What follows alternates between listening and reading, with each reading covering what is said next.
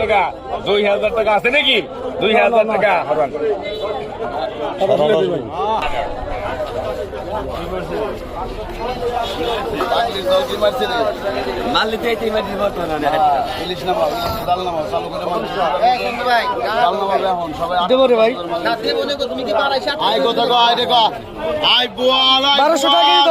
KG